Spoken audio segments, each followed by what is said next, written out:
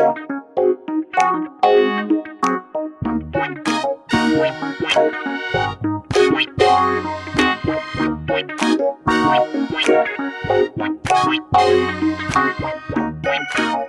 back, everyone, to Einstein's Eyes. Today, we're going to dive into a topic that affects really every aspect of healthcare, but often happens behind the scenes, and that's lobbying.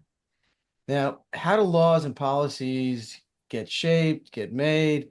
Who influences them? And most importantly, what does this mean for doctors, ophthalmologists like Jon and I, patients, and the healthcare system as a whole?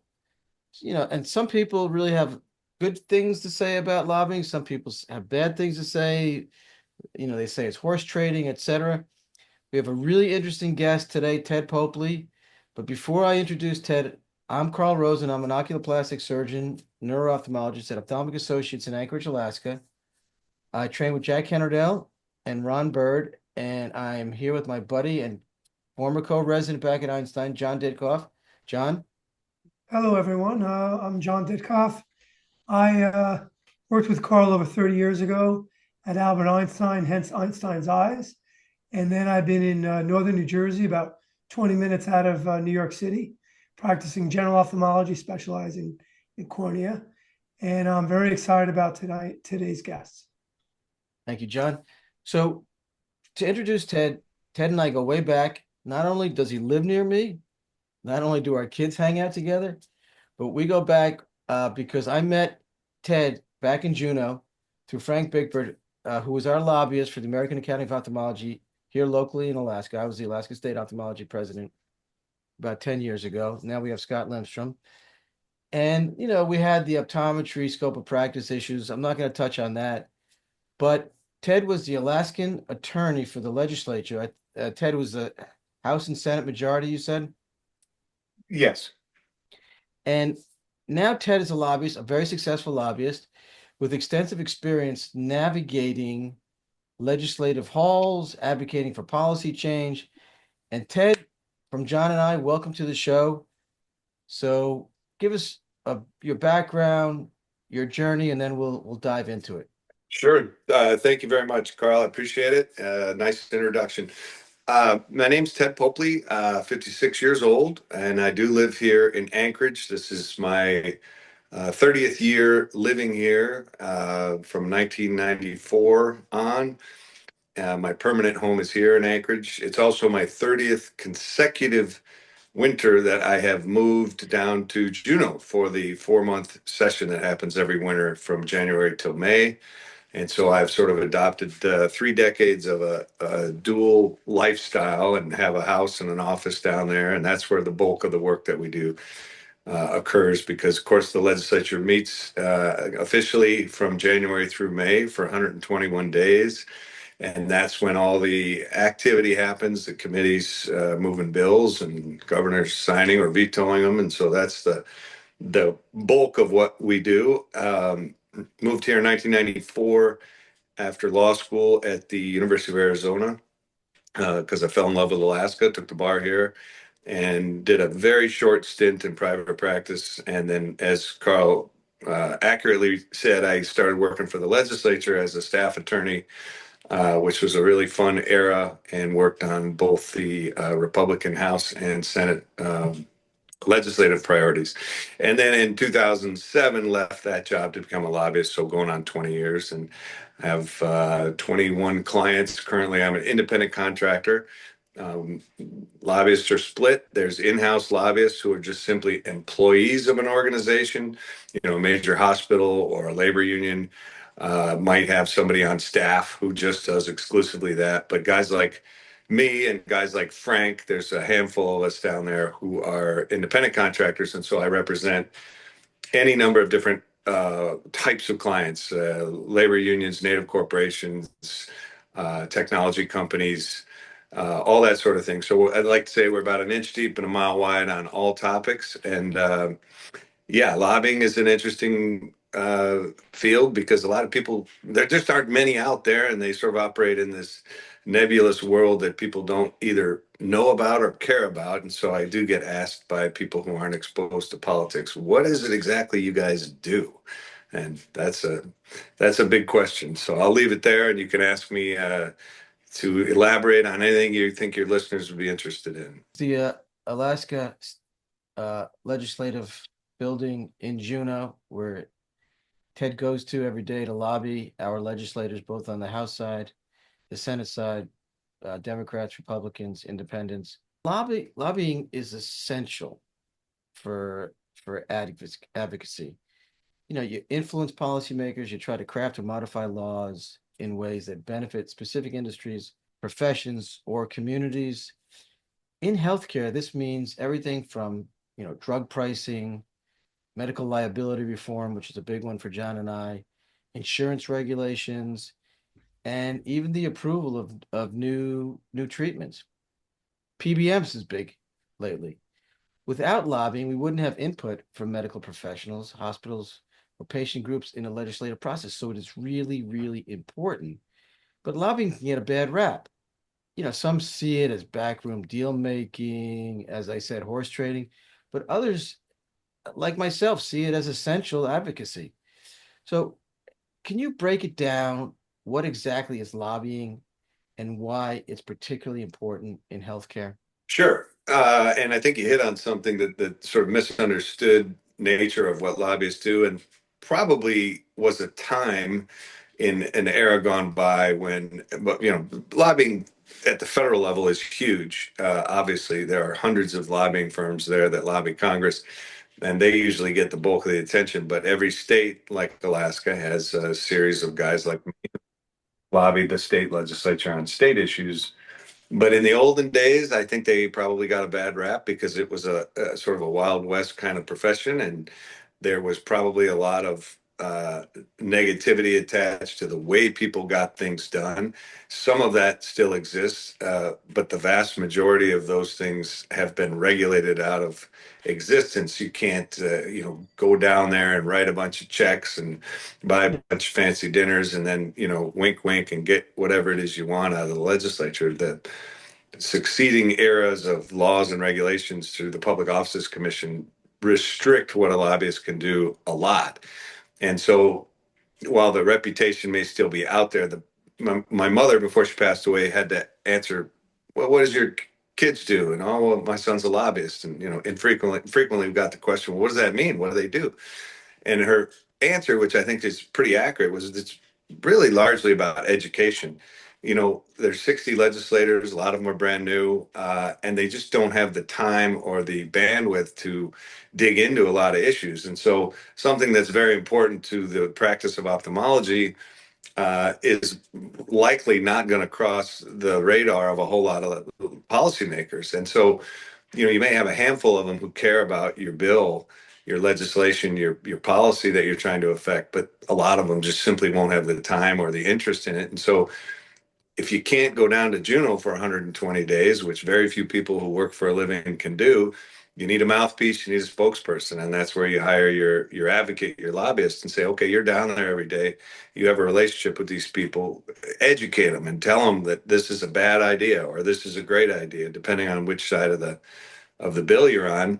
And so you hire somebody to essentially send your message in the halls of Juneau. And a lot of that is groundwork, meeting with legislators, educating them about the issue, the data, the facts, and trying to get them to go your way, which could take any number of forms. Sometimes your group sees a piece of legislation working its way through that you're drastically opposed to that could hurt the practice. So you ask your lobbyists to try to stop it or try to change it and amend it.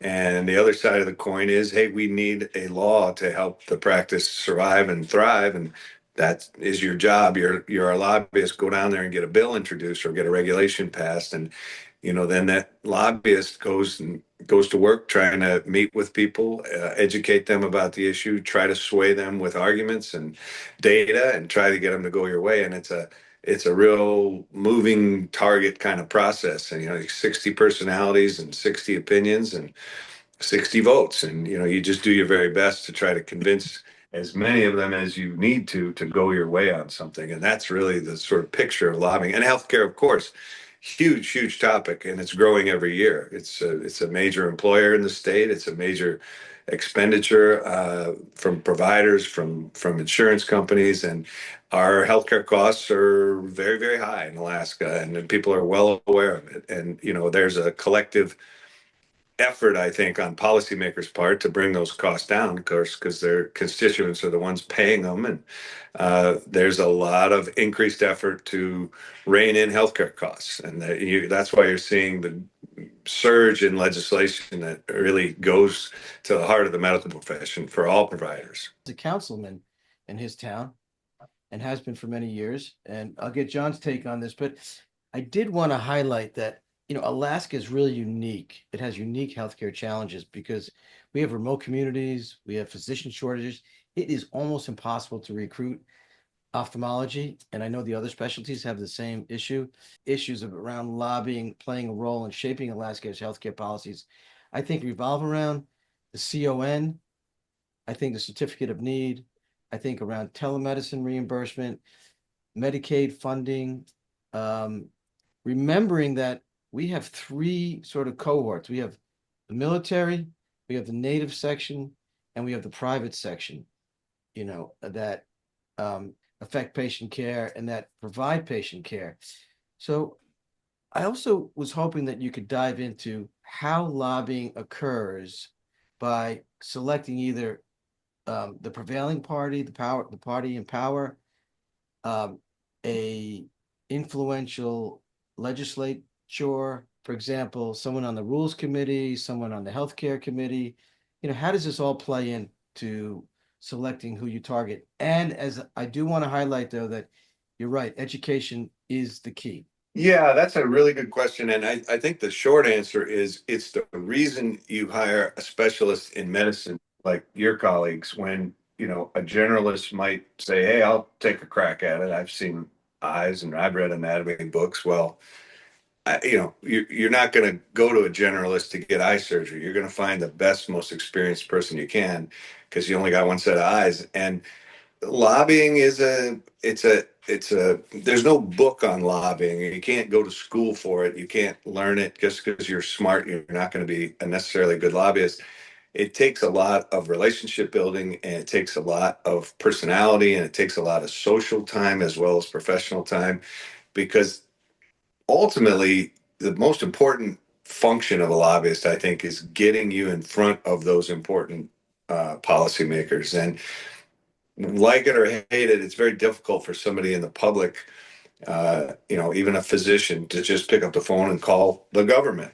What do I do? How do I fix this? Well, you wouldn't know where to begin. If I picked up a scalpel and I was going to try to swap somebody's cornea out, I wouldn't know what to do. I wouldn't have a clue. And that's kind of lobbying, is that, you hire somebody who's got some experience and some knowledge and some relationships to just say, we know what our goal is. We don't know how to get there. And that's what we're paying you for. You know how the system works. You know how bills move. You know who the personalities are who are likely to influence things and those who are going to be largely irrelevant. So you can't afford to waste your time doing things that don't achieve anything. And your lobbyist is really the person you want to go in there and say, I got this. I know who is influential this year. I understand the dynamics of the Senate and who's really a mover and shaker and can get something done.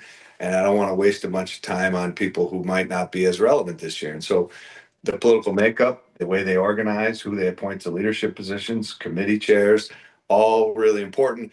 Not something the average person wants to try to school up on. And so, just like a doctor or somebody who fixes your roof, you want to find sort of your specialist and say, yeah, I trust that you've got the knowledge and experience to go do that. Here's what I want. Please go accomplish it. And it's really that kind of an equation, I think, that you got to find a good person to trust that they know how to get something done. John, anything you want to throw in Yeah. there? I was curious. I mean, so we've been doing this a long time. The political environment over the last 5, 10 years seems to have really become much more combative between the Dems and the Republicans. Have you seen a difference? Like you were talking about educating. So let's say there's a bill that maybe is more leaning towards Republican. 10, 15 years ago was a Democratic senator, let's say, more open-minded, and now they're not? Have you seen a change? I guess that's my question. Yeah, thanks. I think you're right. Both at the federal level, certainly everyone's aware that has happened. The polarization of the party philosophies on how they approach laws. I think the same can be said for state houses, including Alaska. For whatever reason, this sort of tribalism about, you're either with us or against us, Yeah. instead of the old school notion that you referred to, where people kind of work to the middle to say, okay, well, we all believe in different things, but we want the same result. How do we make it happen and find some kind of working relationship? But a lot of that has gone away, and it's a lot about wins and losses, and the party in charge doesn't want to give away a lot of credit. And so you tend to find scuttling of good ideas, otherwise good ideas, because of politics. That's what people always complain about. And, if we can score a point in the next election in 2 years, we need to do that so we can stay in charge. And that's why you see at the federal and state levels all over the country, the party in power tends to get what they want. But in Alaska, just since you asked recently, there have been some changing dynamics, and I think you're seeing a little bit more move back to the bipartisan sort of effort, because Good our deal.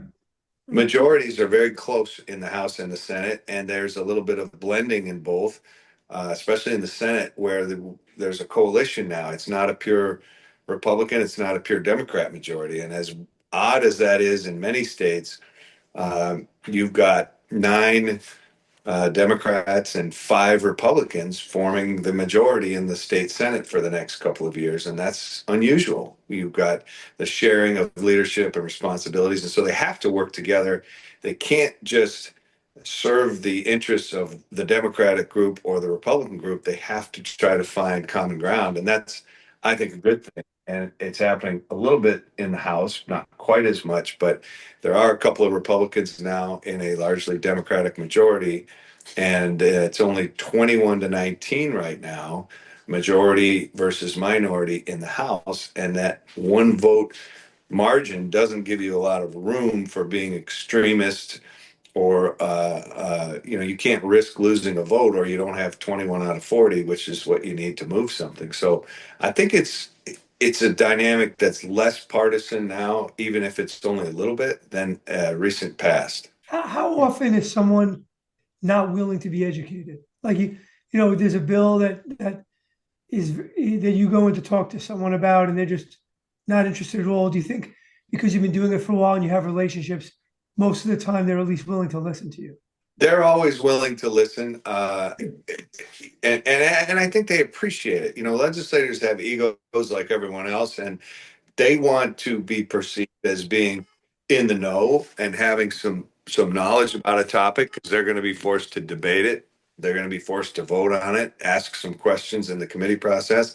And I don't think anybody wants to sit there and be ignorant about a topic. And so I think they do value having somebody come in, especially sometimes on a topic they don't know much about, because they want to form an opinion. They're going to be held to take action on it. And so why not? Why go and spend a bunch of time trying to learn this on our own if I can have this fellow or this woman come in here for 15 minutes and tell me very quickly the sort of Cliff's notes on this bill?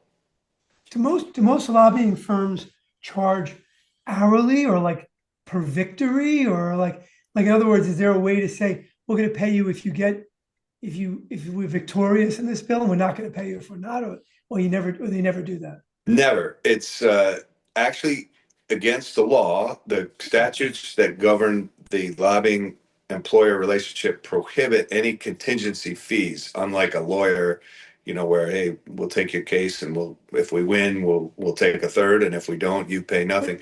They're But you're not a law. right. I mean, sorry to interrupt, but that's very similar. I mean, I've done expert work as a physician. As an expert, you can't be paid based on a contingency either. It's No. the same idea. Like, you can't be paid, oh, if you win the case, I'll get this much, and if you lose, I get this much. Because right off the bat, the jury's not, I lose all credibility. Yeah, So, that's right. right, Exactly. same idea. So it's typically hourly, or is it per project? I'm sure it's different in other states and maybe at the federal level, but in Alaska, for the most part, it's rarely done hourly. It's generally done as a flat fee for services, either on a monthly or an annual basis. And I think part of the reason that's evolved, and I've been asked many times, would you do this on an hourly basis? The problem from a lobbyist perspective is you might find you're not making very much money because sometimes you can accomplish your client's interests and goals in very few hours. If you talk to the right people and you get the right decision maker to make a move in your direction, your client's going to be happy. In other cases, you've got to work your tail off and spend hundreds of hours working on that. And so the way I've approached that is when someone asks me to do something hourly, I explain, your interests are in getting your goals achieved. It really doesn't matter to you, and it shouldn't matter whether your lobbyist can get it done in 3 hours or 300 hours. And so I don't want to put myself in a position to disincentivize myself to get something done quickly and say, well, I won't make very much money if I can go and have a drink with somebody that's important and they go our way. I want to be able to call the client and high five it and say, we got it done. And I don't want to be fired the next day and get paid for 3 hours of work, because what I alluded to earlier is the most valuable asset a lobbyist has, and the reason you can't just be a really smart person or go read a bunch of books and become a lobbyist is they're your uh, intermediary, and their relationships that they've developed over the decades. I said at the beginning of the hour, I've been 30 years in Juneau. That's valuable. That's an asset that I trade on and market myself as somebody who knows these people. I live with them. I socialize with them. And a big part of lobbying is just, who do you have access to? Who's going to listen to you? Who's going to take your appointment? And so having that in mind is really important when clients decide, well, what are we hiring this person for? We don't need a subject matter expert who knows how to perform eye surgery. We already do that. We're not hiring somebody who's an expert. We're hiring somebody who understands the process and knows the people who are going to vote on the bill we care about. And that's what you want that person doing for you. But Ted, Yeah, that's your superpower. That's really your That's your superpower. superpower. Exactly. And this has been incredibly insightful. I want to thank Ted for joining us. Really, really very good. And John, thank you for that question too. But I just want to mention to doctors who are watching this that you can get involved in shaping healthcare policy through the American Medical Association, the AMA, or your local medical societies. In Alaska, we have Alaska State Medical Association. You can also testify in legislative hearings or sessions or engage in grassroots advocacy. You can write letters, you can talk to your representative, particularly your local representative within your neighborhood. They listen to you. That's their constituency.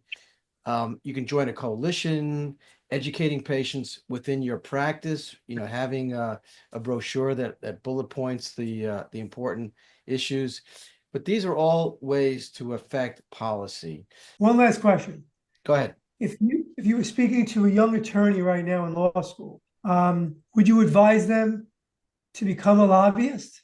And then if you did, what three qualities do you think are the most important in that individual for them to be a successful lobbyist? Well, that's a really good question. I would say yes, I've enjoyed the profession immensely. It offers a lot of benefits, both financial and personal and professional, a lot of flexibility.